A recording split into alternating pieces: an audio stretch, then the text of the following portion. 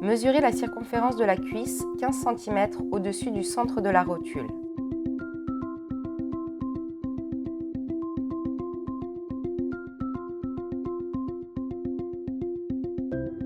Mesurez la circonférence du genou au milieu de la rotule.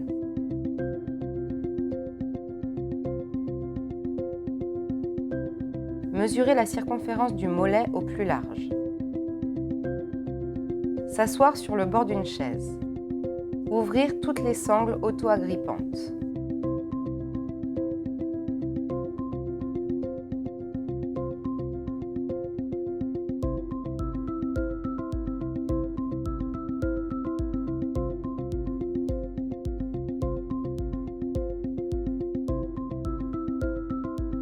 Passez la jambe dans l'orthèse et pliez le genou à 45 degrés.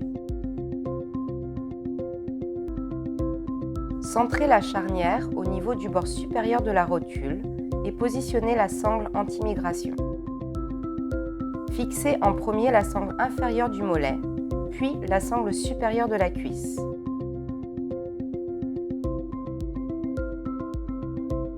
Gardez l'orthèse du genou courbée à 45 degrés. Poussez les deux condyles, charnières, vers l'arrière de la jambe.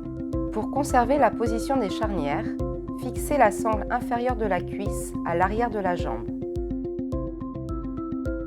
Tirez les articulations légèrement vers l'avant avant d'attacher la sangle avant du tibia.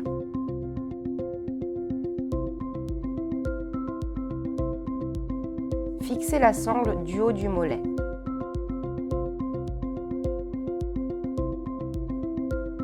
Lorsque toutes les sangles sont attachées, l'articulation de l'orthèse doit être centrée au-dessus de la rotule et légèrement derrière la ligne médiane de la jambe.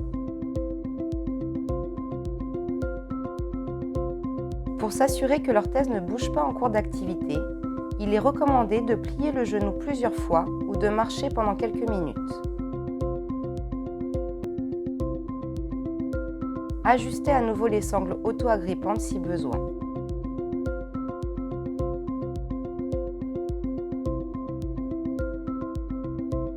Bonus vidéo. Instructions pour la charnière à poussée réglable.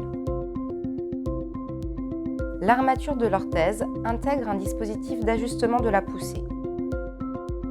Ajustez la pression en tournant les vis de réglage dans le sens des aiguilles d'une montre à l'aide de la clé Allen fournie. Dévissez chaque vis, avant et arrière, simultanément en fonction du soulagement ressenti par le patient. Ne pas donner plus de 4 tours à une vis sans serrer l'autre vis de réglage.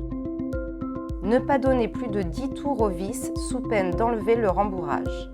Si cela se produit, les resserrer.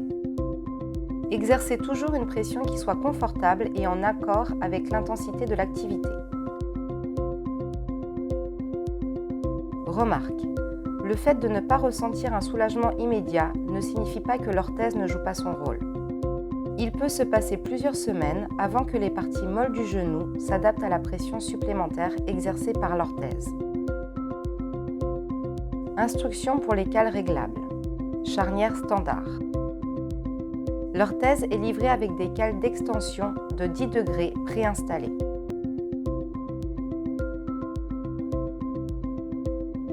Pour modifier ces dernières, commencez par retirer la vis.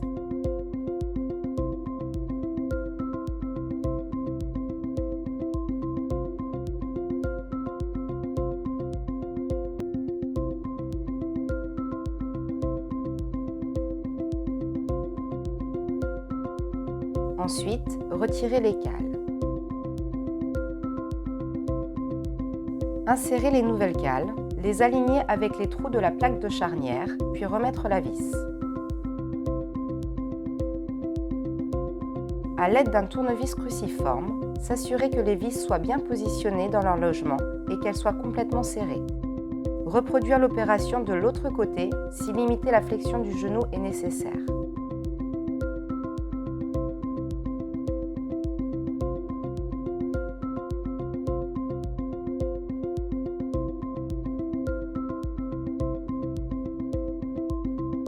Instructions pour les cales réglables.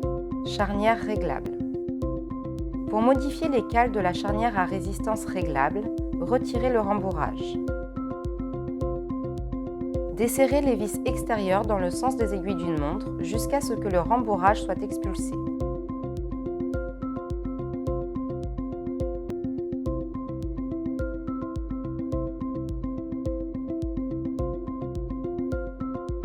Retirez ensuite les vis internes de la charnière.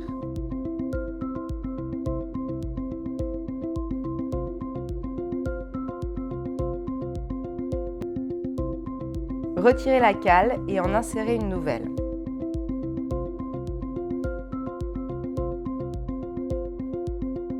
Repositionnez les deux petites vis.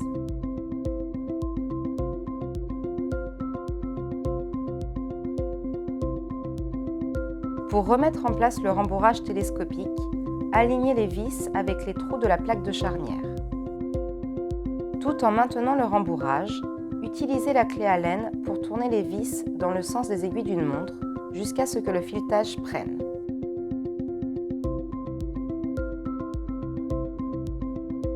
Repositionnez le coussinet. Les cales médiales et latérales doivent être de même angle. Il existe plusieurs cales de limitation d'amplitude pour les articulations aussi bien en version standard qu'en version réglable. Pour les cales d'extension, les amplitudes sont de 0, 10, 20, 30 ou 40 degrés. Pour les cales de flexion, les amplitudes sont de 45, 60, 75 ou 90 degrés. Attention, aucune cale de flexion n'est préinstallée. L'attelle OA Full Force DonJoy est en place.